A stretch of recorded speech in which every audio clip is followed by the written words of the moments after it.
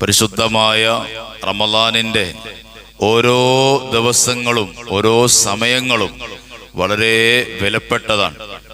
നമ്മുടെ മുൻഗാമികൾ മഹത്തുക്കൾ ഇമാമുന ശാഫിഈ റളിയല്ലാഹു അൻഹുവിനെ പോലെ, ഇമാം അബൂ ഹനീഫത്തൽ കൂഫി റളിയല്ലാഹു അൻഹുവിനെ പോലെ ഉള്ള മഹത്തുക്കൾ വിശുദ്ധമായ റമളാൻ മാസം എത്തുമ്പോൾ പകലിൽ മുഴുവനായി അവർ ഒരു ദിവസം ഒരു ഖത്മ്, 2 ഖത്മ് ഇങ്ങനെ നിയ്യത്താക്കി ഓതുമായിരുന്നു. നമ്മുടെ മുൻഗാമികളൊക്കെ അങ്ങനെയാണ്. ഏറ്റവും കൂടുതൽ വിശുദ്ധ റമളാൻ മാസത്തിൽ നാവ് ഖുർആനുമായി ബന്ധിപ്പിക്കുമായിരുന്നു. ഏറ്റവും കൂടുതൽ ബന്ധപ്പെടുന്നത് പരിശുദ്ധമായ ഖുർആനുമായിട്ടായിരുന്നു. അല്ലാഹു തആല അതുപോലെ നമുക്ക് ഓതാൻ കഴിയില്ലെങ്കിലും, അവരുടെ അത്ര ഈമാൻ നമുക്കില്ല, അതുപോലെ നമുക്ക് ഓതാൻ കഴിയില്ലെങ്കിലും കൂടുതൽ സമയം പരിശുദ്ധമായ ഖുർആനുമായി ബന്ധപ്പെടാനും കൂടുതൽ പാരായണം ചെയ്യാനും അല്ലാഹു തആല തൗഫീഖ് നൽകി അനുഗ്രഹിക്കുമാറാകട്ടെ. നമ്മൾ പരിശുദ്ധമായ ഖുർആനുമായി ബന്ധപ്പെടുന്നതിനോടൊപ്പം തന്നെ നമ്മുടെ മക്കൾ, അവരെ കൊണ്ടും പരിശുദ്ധമായ ഖുർആൻ നമ്മൾ ഓരോ പേജുകളും അതുപോലെ ജുസുകൾ ഒക്കെ നമ്മൾ തന്നെ ഓഹരിയാക്കി, മോനെ അല്ലെങ്കിൽ മോളെ ഇത്ര നീ ഇന്ന് ഓതണം എന്ന് പറഞ്ഞ് അവർക്ക് ഓരോ ടാസ്കുകൾ അവർക്ക് കൊടുക്കണം. ഖുർആൻ എന്താണ് എന്ന് അവർക്ക് മനസ്സിലാക്കി കൊടുക്കണം. ഖുർആനുമായി ബന്ധപ്പെടാനുള്ള ഒരു മനസ്സ് അവർക്ക് നമ്മൾ ഉണ്ടാക്കി കൊടുക്കണം. ഒരു പക്ഷേ അവർ കുട്ടികളാണ്, ഒരു പക്ഷെ അവർക്ക് മടിയുണ്ടാവും. പക്ഷെ ഇത് പരിശുദ്ധമായ ഖുർആൻ ഇറങ്ങിയ മാസമാണ്, ഇത് പരിശുദ്ധമായ ഖുർആൻ അള്ളാഹു നമുക്ക് സമ്മാനിച്ച മാസമാണ് എന്ന് നമ്മുടെ മക്കളെ ധൈര്യപ്പെടുത്തി കൊടുത്തുകൊണ്ട് ആ മക്കൾക്ക് കൂടി പരിശുദ്ധമായ ഖുർആൻ ഓതാനുള്ള അവസരങ്ങൾ എൻ്റെ പ്രിയപ്പെട്ട മുഅ്മിനീങ്ങൾ, മുഅ്മിനാത്തുകൾ നമ്മുടെ മക്കൾക്ക് നാം ഒരുക്കി കൊടുക്കണം. പരിശുദ്ധമായ റമളാനു ശരീഫിലെ എല്ലാ സൽക്കർമ്മങ്ങളും നമുക്ക് വലിയ സന്തോഷങ്ങൾ നൽകുന്നതാണ്. റമളാനിലെ ഒരു അമല് പോലും പാഴായി പോകുന്ന അമലുകൾ ഇല്ല. എല്ലാ അമലും അതൊക്കെ വലിയ വലിയ ഇബാദത്തുകളിൽ പെടുത്തിയാണ് മഹത്തുക്കൾ നമുക്ക് പഠിപ്പിച്ചു തന്നിട്ടുള്ളത്. നൗമു സ്വാഇമി, നോമ്പുകാരന്റെ ഉറക്കം പോലും ഇബാദത്തുൻ, അത് ഇബാദത്താണ്. ഒരാള് നോമ്പെടുത്തുകൊണ്ട് അയാൾ കിടന്ന് ഉറങ്ങുകയാണ്, ഫുൾ ടൈം ഉറങ്ങുകയാണ്. വഖത്തിന്റെ സമയമെത്തുമ്പോൾ അയാൾ എഴുന്നേറ്റ് നിസ്കരിക്കുന്നു, എന്നിട്ട് ബാക്കിയുള്ള സമയങ്ങളൊക്കെ ഉറങ്ങിത്തീർക്കുകയാണ്. ആ ഉറക്കം പോലും എന്താണ്? ഇബാദത്താണ്. വസുംദുഹു, നോമ്പുകാരന്റെ മൗനം, ആ മൗനത്തിന് തസ്ബീഹിന്റെ പ്രതിഫലം ഉണ്ട്. സയ്യിദുന മുഹമ്മദ് റസൂലുള്ളാഹി സ്വല്ലല്ലാഹു അലൈഹി വസല്ലമ തങ്ങൾ അവിടുന്ന് പഠിപ്പിക്കുന്നു. ഒരു നോമ്പുകാരൻ മൗനമായിട്ടിരിക്കുകയാണ്, ഒന്നും പറയുന്നില്ല, ഒരു വർത്തമാനവും പറയുന്നില്ല, അവനൊരു ദിക്റും ചൊല്ലുന്നില്ല, അവന്റെ മൗനത്തിന് പോലും പ്രതിഫലം ലഭിക്കുന്നു. മൗനമായിട്ടിരിക്കുന്നവന് പ്രതിഫലമുണ്ട് എങ്കിൽ ആ മൗനത വെടിഞ്ഞ് അവൻ ദിക്റുകൾ ചൊല്ലുകയാണെങ്കിൽ, ഖുർആൻ ഓത്ത് നടത്തുകയാണെങ്കിൽ എന്തു പ്രതിഫലമായിരിക്കും! സുബ്ഹാനല്ലാഹ്. ഒന്ന് നമ്മൾ ചിന്തിച്ചു നോക്കും. നോമ്പുകാരനായ ഒരാള് മൗനമായിട്ടിരിക്കുന്നത് പോലും തസ്ബീഹിന്റെ പ്രതിഫലം അത്രേ. അഷ്റഫുൽ ഖൽഖ് നബി മുഹമ്മദ് റസൂലുള്ളാഹി സ്വല്ലല്ലാഹു അലൈഹി വസല്ലമ തങ്ങൾ അവിടുന്ന് പഠിപ്പിക്കുകയാണ്. എന്തിലധികം നോമ്പുകാരന്റെ വായയിൽ നിന്ന് പുറത്തേക്ക് വരുന്ന ദുർഗന്ധം പോലും അള്ളാഹുവിന്റെ അടുക്കൽ കസ്തൂരിയേക്കാൾ അത്യബു ഇൻദല്ലാഹ്, അള്ളാഹുവിന്റെ അടുക്കൽ കസ്തൂരിയേക്കാൾ അതിന് സുഗന്ധമാണ്. അഷ്റഫുൽ വറ നബി മുഹമ്മദ് മുസ്തഫ സ്വല്ലല്ലാഹു അലൈഹി വസല്ലമ തങ്ങൾ അവിടുന്ന് നമുക്ക് പഠിപ്പിക്കുകയാണ്. നോമ്പുകാരാകുമ്പോ പ്രഭാതത്തിൽ നമ്മൾ വല്ലതും കഴിക്കുന്നതാണ്, വല്ലതും കുടിക്കുന്നതാണ്. പിന്നെ നമ്മുടെ വായിലൂടെ ഉള്ളിലേക്കൊന്നും പോകുന്നില്ല, ഒരാഹാരവും നമ്മൾ കടത്തിവിടുന്നില്ല. അങ്ങനെ കുറേ സമയം നമ്മൾ ആ വായയിലൂടെ ഭക്ഷണം കഴിക്കാതിരിക്കുമ്പോൾ വായ്ക്കുണ്ടാകുന്ന ആ ഒരു ദുർഗന്ധം, വായ്ക്കുണ്ടാകുന്ന ദുർഗന്ധം എല്ലാ മിക്ക 99.4% ആളുകൾക്കും ഈ ഒരു സ്മെല്ല് ഉണ്ടാവും.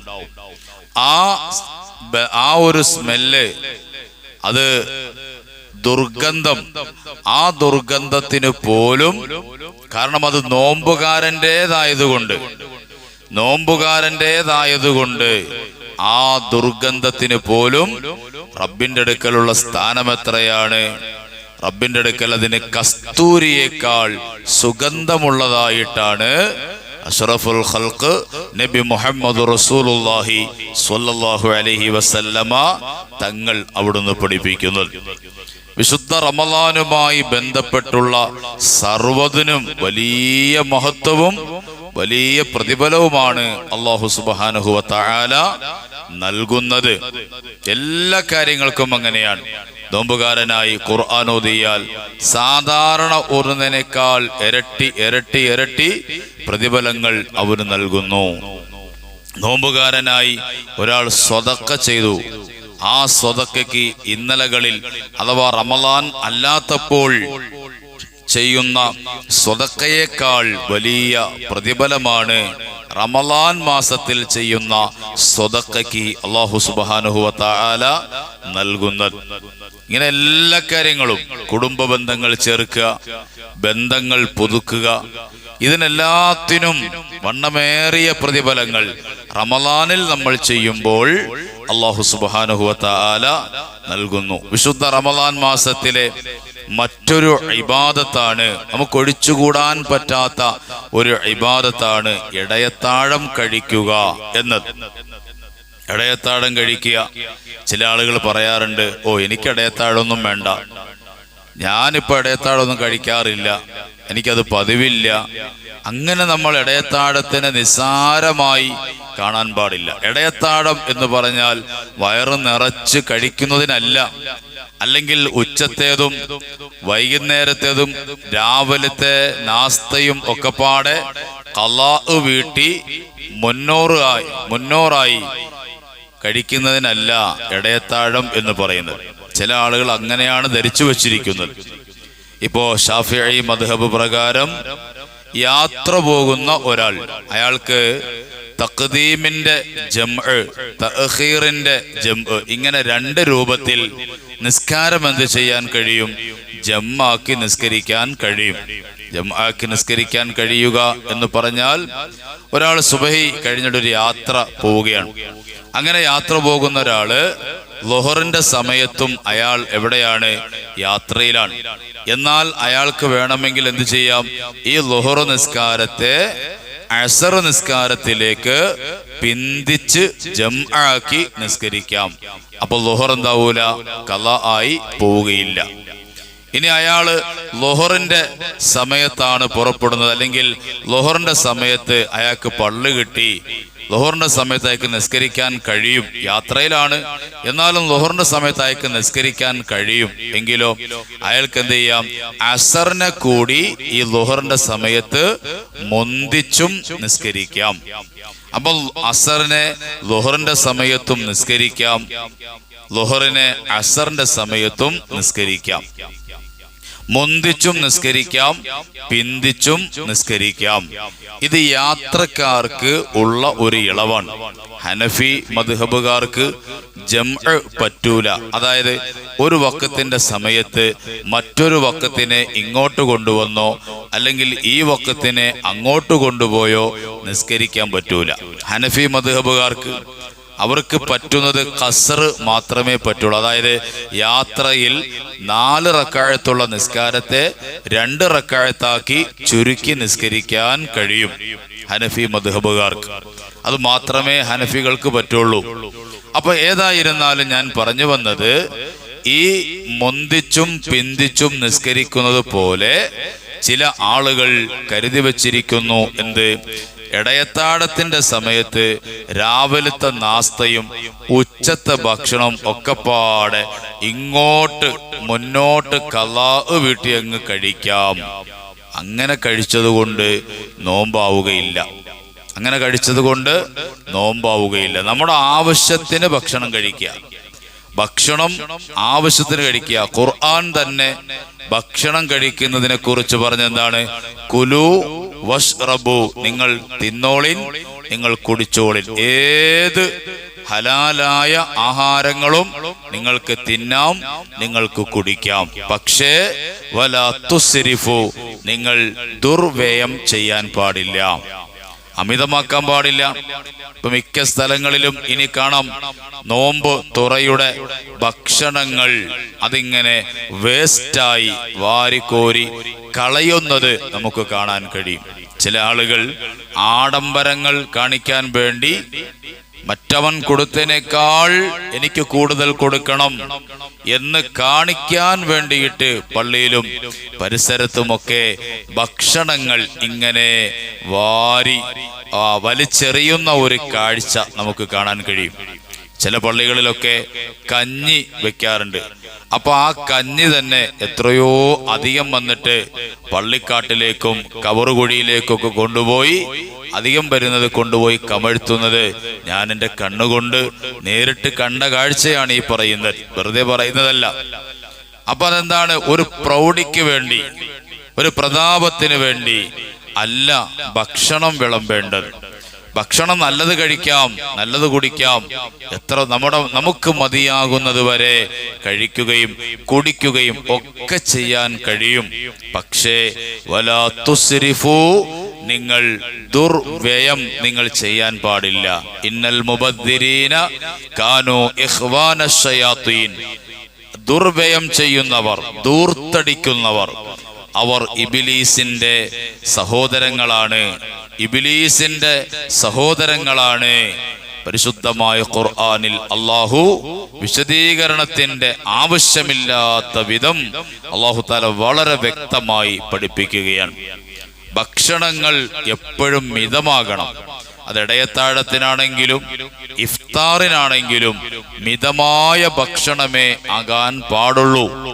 ഭക്ഷണം കളഞ്ഞതിന്റെ പേരിൽ, ഭക്ഷണം ദൂർത്തടിക്കുന്നതിന്റെ പേരിൽ നാളെ റബ്ബിന്റെ മുമ്പിൽ സമാധാനം പറയേണ്ടി വരും.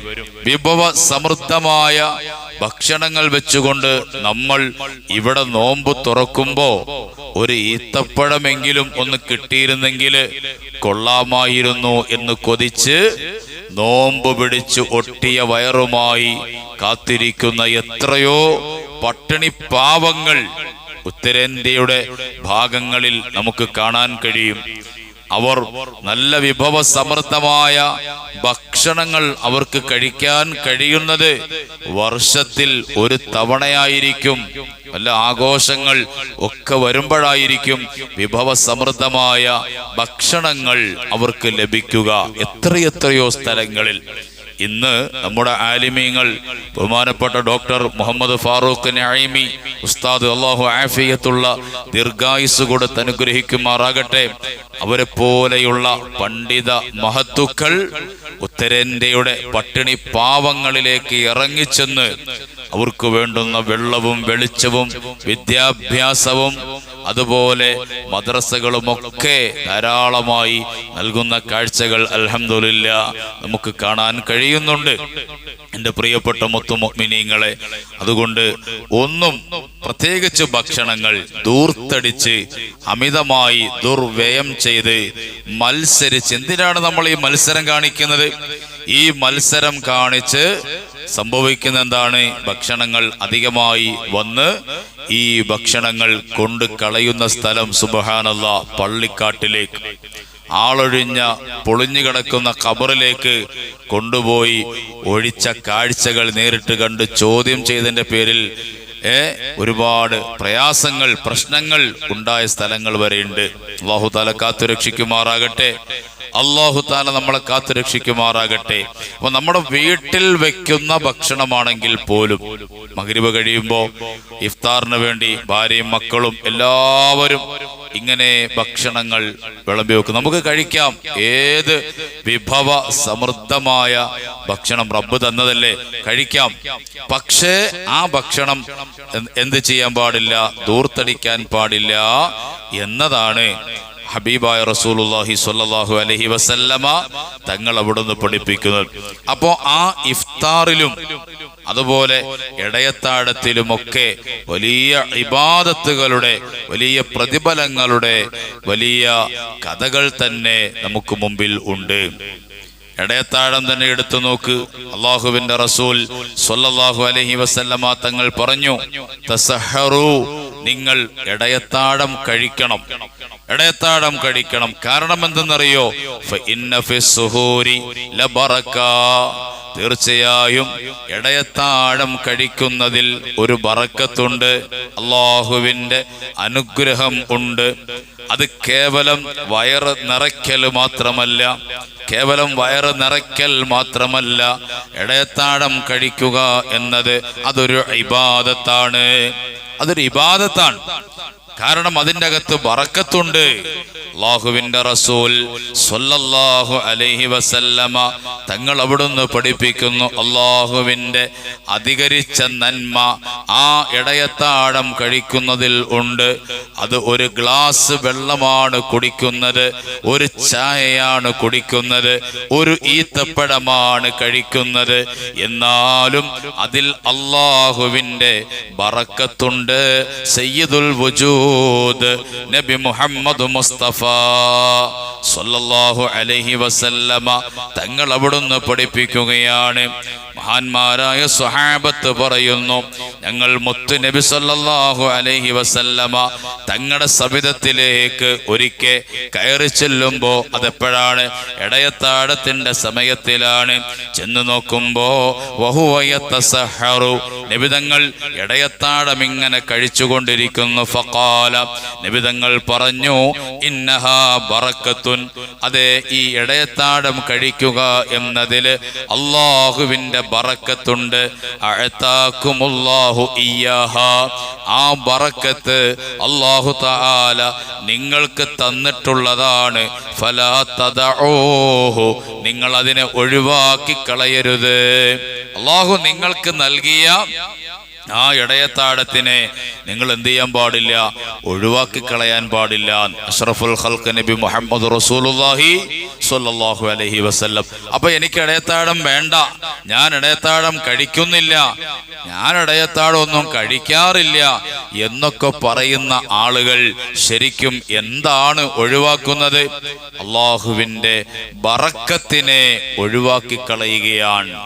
നമ്മളൊക്കെ റബ്ബിന്റെ ബറക്കത്ത് ഏത് രൂപത്തിലും വാങ്ങാൻ ദുആ ചെയ്യുന്നവരാണ്. അപ്പോഴാണ് നമ്മൾ ഈ ബറക്കത്തിനെ ഒഴിവാക്കി കളയുന്നത്.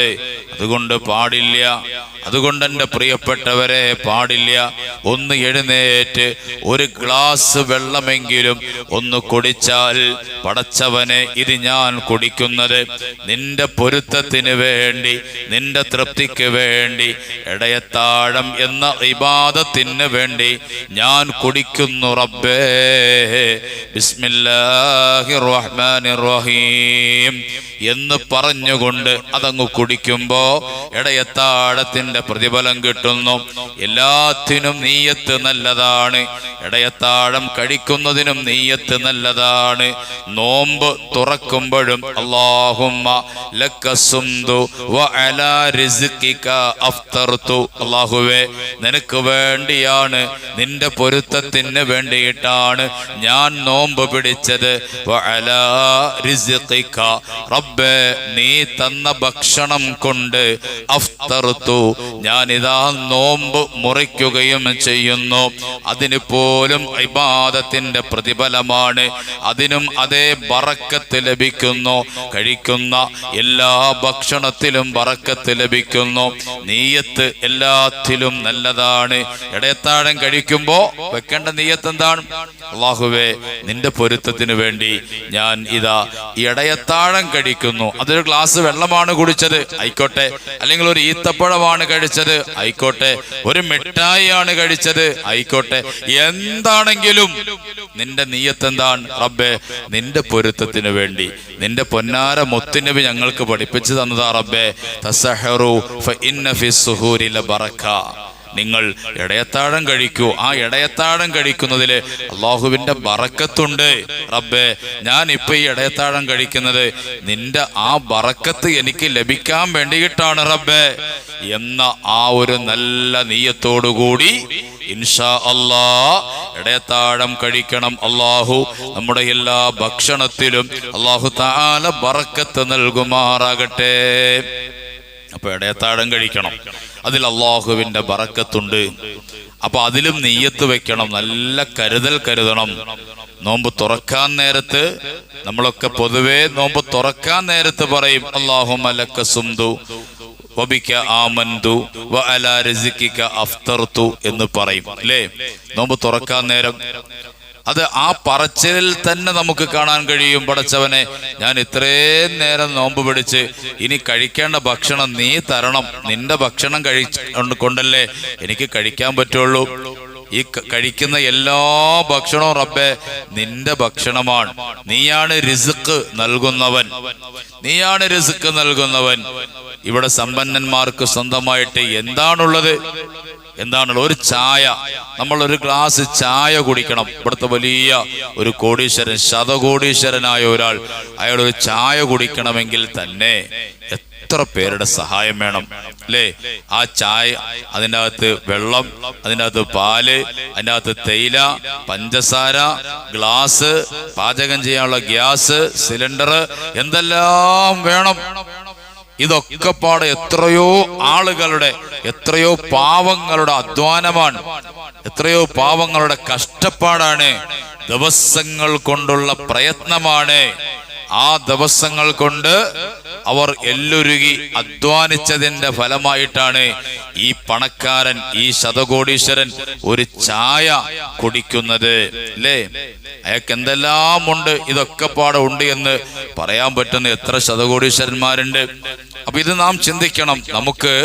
നമുക്ക് കിട്ടുന്ന ഭക്ഷണം അല്ലാഹു തആല പലരിലൂടെ നമ്മുടെ കൈകളിലേക്ക്, കരങ്ങളിലേക്ക് എത്തിക്കുന്നത് റബ്ബ് തന്നാലേ നമുക്ക് നിറയുള്ളൂ. റബ്ബ് വേണം നമുക്ക് തരാൻ. അതുകൊണ്ടാണ് അല്ലാഹുവേ നിന്റെ റിസ്ക് കൊണ്ട്, എന്റെ പോക്കറ്റിൽ നിന്ന് പണം കൊണ്ട് ഞാൻ പോയി വാങ്ങിച്ചു എന്ന ഞാൻ എന്നത് നമ്മൾ എത്ര പറഞ്ഞാലും നമുക്ക് അവിടെ ചേരുമ്പടി ചേർക്കാൻ കഴിയൂല. അവിടെ കറക്റ്റ് ആവൂല. ആ ഒരു വേർഡ് അവിടെ കറക്റ്റ് ആവൂല. ആകുമോ? ഇല്ല, ഒരിക്കലും ഇല്ല. എന്റെ പൈസ അല്ലെങ്കിൽ എന്റെ കടയിൽ നിന്ന് നിന്റെ കടയിലേക്ക് ഈ സാധനം പൊട്ടിമുളച്ചു വന്നതൊന്നും അല്ലല്ലോ, അത് മറ്റുള്ളവർ കൊണ്ടുവന്ന് തന്നതല്ലേ. അപ്പൊ അതുകൊണ്ട് അല്ലാഹുവേ നിന്റെ ഭക്ഷണം കൊണ്ട് ഞാൻ കഴിക്കുന്നത് നിന്റെ ഭക്ഷണമാണ്. ആ ഭക്ഷണം കൊണ്ട് അല്ലാഹുവേ ഞാനിതാ നോമ്പ് തുറക്കുകയും ചെയ്യുന്നു. അപ്പൊ അതിന് പോലും നിയ്യത്ത് വെക്കുന്നുണ്ട്. ഇടയത്താഴത്തിൽ ബറക്കത്തുണ്ട്. ഇടയത്താഴം ഒഴിവാക്കാൻ പാടില്ല, അത് സുന്നത്താണ്. ഇടയത്താഴം കഴിക്കുക എന്നത് സുന്നത്താണ്. കഴിക്കുക എന്നത് വലിയ ഒരു ചരുവം നിറയെ കഴിക്കണമെന്നല്ല. ഒരു ഗ്ലാസ് വെള്ളമെങ്കിലും കുടിച്ചാൽ ഇടയത്താഴമായി. ഒരു കീറ് കാരക്ക കഴിച്ചാൽ, ഒരു ഈത്തപ്പഴം കഴിച്ചാൽ, അതേ എൻ്റെ പ്രിയപ്പെട്ടവരെ, അത് ഇടയത്താഴമായി. അല്ലാഹു നമ്മുടെ ഇടയത്താഴത്തിൽ നല്ല ബറക്കത്ത് നൽകുമാറാകട്ടെ. പൊന്നാര ഹബീബ് നബി മുഹമ്മദ് മുസ്തഫ സ്വല്ലല്ലാഹു അലൈഹി വസല്ലമ തങ്ങൾ അവിടുന്ന് പഠിപ്പിക്കുന്നു, അൽ ബറക്കത്തു ഫീ സലാസത്തിൻ, 3 കാര്യങ്ങളിൽ അല്ലാഹുവിന്റെ വ്യക്തമായ ബറക്കത്ത് ഉണ്ട്. സയ്യിദുനാ മുഹമ്മദ് റസൂലുള്ളാഹി സ്വല്ലല്ലാഹു അലൈഹി വസല്ലം 3 കാര്യങ്ങളിൽ അല്ലാഹുവിന്റെ ബറക്കത്തുണ്ട്. 3 കാര്യങ്ങളിൽ ഏതാണ് ആ 3 കാര്യങ്ങൾ? മുത്തുനബി സല്ലല്ലാഹു അലൈഹി വസല്ലമ തങ്ങൾ പറഞ്ഞു, ഫിൽ ജമാഅത്തി, ജമാഅത്തിൽ ഒരു സംഘം, അത് കൂട്ടമായിട്ടിരുന്ന് ദുആ ചെയ്യുന്ന ഒരു സംഘം, അതിൽ അല്ലാഹുവിന്റെ ബറക്കത്തുണ്ട്. ഒറ്റയ്ക്കിരുന്ന് ദുആ ചെയ്യുന്നതും കൂട്ടമായിട്ടിരുന്ന് ദുആ ചെയ്യുന്നതിലും ഒരു പ്രത്യേകതയുണ്ട്. അതുകൊണ്ടാണ് നമ്മുടെ മുൻഗാമികൾ കൂട്ടമായി ദുആ ചെയ്യാൻ വേണ്ടി നമ്മളോട് ആവശ്യപ്പെട്ടത്. നബി സല്ലല്ലാഹു അലൈഹി വസല്ലമ തങ്ങള് നമുക്ക് പഠിപ്പിച്ചത് ഒറ്റയ്ക്ക് നിസ്കരിക്കുന്നതിനേക്കാൾ ജമാഅത്തായി നിസ്കരിക്കണം. ഉമ്മമാരൊക്കെ വീടുകളിൽ ഭർത്താക്കന്മാരെ കിട്ടിയാൽ അവര് പിടിച്ച് ഇമാമത്ത് നിർത്തി ജമാഅത്തായി നിസ്കരിക്കണം. അല്ലെങ്കിൽ മക്കളുമാര് വീട്ടിലുണ്ടെങ്കിൽ ആ മക്കളുമാരെ പിടിച്ചു നിർത്തി ജമാഅത്തായി നിസ്കരിക്കണം. പുരുഷന്മാർ അവരൊക്കെയും ജമാഅത്തിൽ പങ്കെടുക്കണം. ജമാഅത്തിൽ ബറക്കത്തുണ്ട്. ഒറ്റപ്പെട്ടു പോകുന്നതിനേക്കാൾ, ഒറ്റയ്ക്ക് നിസ്കരിക്കുന്നതിനേക്കാൾ ജമാഅത്തിൽ അള്ളാഹുവിന്റെ ബറക്കത്തുണ്ട്. രണ്ടാമത് മുത്ത് നബി തങ്ങൾ പറഞ്ഞു, വസ്സരീദ്, സരീദിലും അള്ളാഹുവിന്റെ ബറക്കത്തുണ്ട്. സരീദ് എന്ന് പറഞ്ഞാൽ ആ അറബി വാക്കിന് അതൊരു തരം ഭക്ഷണമാണ്. ആ ഭക്ഷണത്തിന് പലതരത്തിലുള്ള വിശദീകരണം അതേ മുഹദ്ദിസീങ്ങൾ പഠിപ്പിക്കുന്നുണ്ട്. ചിലർ പറഞ്ഞു സരീദ് എന്ന് പറഞ്ഞാൽ അത് കഞ്ഞിയാണ്. നബി സല്ലല്ലാഹു അലൈഹി വസല്ലമ തങ്ങൾക്ക് ഇഷ്ടപ്പെട്ട ഭക്ഷണങ്ങളിൽപ്പെട്ട ഒന്നാണ് കഞ്ഞി എന്ന് പറയുന്നത്.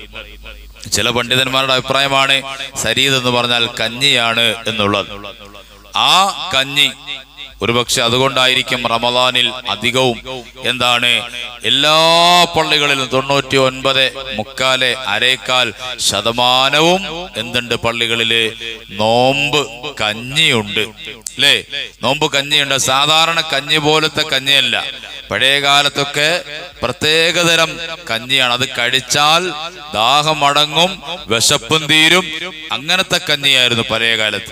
പഴയ കാലത്ത് എന്റെയൊക്കെ നാട്ടിൽ ഈ അടുത്ത സമയം വരെ നോമ്പിന് വീടുകളിലൊന്നും ഒരു ഭക്ഷണം ഉണ്ടാക്കൂല. നോമ്പ് തുറക്കാൻ വേണ്ടി ഒരു ഭക്ഷണം ഉണ്ടാക്കൂല. പിന്നെന്താണ് കഴിച്ചിരുന്നത്? ഈ പള്ളിയിൽ നിന്ന് കിട്ടുന്ന കഞ്ഞി. ആ കഞ്ഞി കുടിക്കുമ്പോൾ തന്നെ ദാഹം അടങ്ങും, വിശപ്പും മാറും. ആ കഞ്ഞി കുടിച്ചിട്ടാണ് നോമ്പ് തുറ നടത്തിയിരുന്നത്. പഴയ കാലത്തൊക്കെ അങ്ങനെയാണ്. അതൊരു പക്ഷെ ചിലപ്പം ദാരിദ്ര്യം കൊണ്ടുമാകാം. എനിക്ക് നല്ല ഓർമ്മയുണ്ട്, എന്റെ കുഞ്ഞുനാളിൽ പോലും വീടുകളിൽ ചില വീടുകളില് ചീനി പുഴുങ്ങിയത് നോമ്പ് തുറക്കാൻ നേരത്തുണ്ടാവും. ചീനി പുഴുങ്ങിയത്. ചില വീടുകളിൽ ചോറ്, ആ ചോറേ കഴിക്കുള്ളൂ. സാധാ ചോറ്, നമ്മൾ ഉച്ചയ്ക്കൊക്കെ കഴിക്കുന്ന ചോറ്, ആ ചോറാണ് ചില വീടുകളിലൊക്കെ കഴിച്ചിരുന്നത്. പിന്നെ ഇപ്പോ കാലം ഇങ്ങനെ മാറി. കറങ്ങുന്ന കോഴികളും ചിരിക്കുന്ന കോഴികളും പുഞ്ചിരിക്കുന്ന കോഴികളും അല്ലേ, എന്തെല്ലാം പേര്. മരിച്ചു കഴിയുമ്പോ പേര് കൂടുന്നൊരു സാധനമാണ് ചിക്കൻ. നമ്മളൊക്കെ മരിച്ചു കഴിഞ്ഞാൽ ഒറ്റ പേരാണ്. എന്താ പേര്? മയ്യിത്ത്. ഞാനും മരിച്ചാലും, നിങ്ങൾ മരിച്ചാലും, ആണ് മരിച്ചാലും, പെണ്ണ് മരിച്ചാലും പേരെന്താ? മയ്യിത്ത്. ആ മയ്യിത്ത് അങ്ങോട്ട് നീക്ക്, ഈ മയ്യിത്ത് അങ്ങോട്ട് എടുക്ക്, ആ മയ്യിത്ത് കുളിപ്പിക്ക്, ഒക്കെ മയ്യിത്ത്. ആണിനും മയ്യിത്ത്, പെണ്ണിനും മയ്യിത്ത്. ആ പെണ്ണ് മയ്യിത്ത് എന്ന് പറയൂല, ആ മയ്യിത്തെന്നേ പറയുള്ളൂ. ആണിന് ആണ് മയ്യിത്ത് എന്ന് പറയൂല, രാജാവിന്റെ മയ്യിത്ത് എന്ന് പറയൂല. മയ്യിത്ത്, എല്ലാവർക്കും മയ്യിത്ത് എന്ന പേരാണ് അല്ലെ, ഒറ്റ പേരാണ്. എന്നാ കോഴി മരിച്ചു കഴിയുമ്പോ കോഴിയുടെ പേര് എത്ര ആയിട്ട് മാറുന്നു അല്ലേ? സുബ്ഹാനല്ലാഹ്. കറങ്ങുന്നത്, പുഴുങ്ങിയത്, പിന്നെന്താ തീയിലിട്ട് ഗ്രില്ല് ചെയ്തത്, അതിന് തന്നെ ഓരോ സ്ഥലത്ത് ഓരോ പേരാ. മൈലാഞ്ചി കോഴി, പിന്നെന്താ സുന്ദരി കോഴി, ഇങ്ങനെ പലതരത്തിലുള്ള പേരുകൾ. അപ്പൊ അതാ പറഞ്ഞത്, മരിക്കുമ്പോ പേരുകൂടുന്ന ഒരു ജീവി. വേണമെങ്കിൽ നമുക്ക് അടുത്തൊരു ചോദ്യമായിട്ട് ചോദിക്കും. ഇപ്പൊ എല്ലാവരും കേട്ടുപോയാണ്ട് പെട്ടെന്ന് ഉത്തരം പറയും. മരിക്കുമ്പം പേരുകൂടുന്ന ഒരു ജീവി. സുബ്ഹാനല്ലാഹ്. അപ്പൊ ഇങ്ങനെ ഇന്നത്തെ ആധുനിക കാലഘട്ടത്തിനനുസരിച്ച് ഭക്ഷണങ്ങൾ ഇങ്ങനെ കൂടി. അപ്പൊ പഴയ കാലത്ത് നബി സല്ലല്ലാഹു അലൈഹി വസല്ലമ തങ്ങൾക്കും ഇഷ്ടപ്പെട്ടിരുന്ന ഒരു ഭക്ഷണമാണെന്ത്? നബി സല്ലല്ലാഹു അലൈഹി വസല്ലമ തങ്ങൾക്ക് സരീദ് എന്ന് പറയും. അത് കഞ്ഞിയാണ് എന്നൊരു അഭിപ്രായം പിന്നെ മുഹദ്ദിസീങ്ങൾ പഠിപ്പിക്കുന്നുണ്ട്. വേറൊരു അഭിപ്രായത്തിൽ കാണാം അത് പത്തിരിയും അതുപോലെ ഇറച്ചിയും കൂടെ കൂട്ടിക്കുഴച്ച ഒരു സംഗതി. അതും നമ്മുടെ നാടുകളിൽ പണ്ട് ഉണ്ടായിരുന്നു. കട്ടിയുള്ള റൊട്ടി. ആ റൊട്ടി ഇങ്ങനെ ഒടിയും.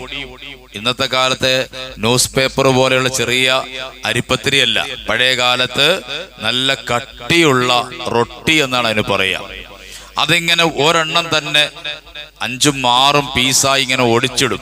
അതിൻ്റെ അകത്ത് കറി ഒഴിച്ചിട്ട് ഇതൊക്കെ അങ്ങോട്ട് മിക്സഡ് ആക്കിയിട്ട് ചെറിയൊരു കഷ്ണം റൊട്ടിയും അതിൻ്റെ ഇറച്ചിയുടെ ചാറും കൂടെ കൂട്ടി ഇങ്ങനെ കഴിക്കാറുണ്ട്. പള്ളികളിലൊക്കെ നേർച്ചകൾക്കൊക്കെ പ്രത്യേകിച്ച് കൊണ്ടുവരാറുണ്ട്. റാത്തീബും മൗലൂദൊക്കെ ഓതുമ്പോൾ നേർച്ചയായിട്ടും ഇത് മുമ്പിൽ കൊണ്ട് വെക്കാറുണ്ട് പഴയ കാലത്ത്.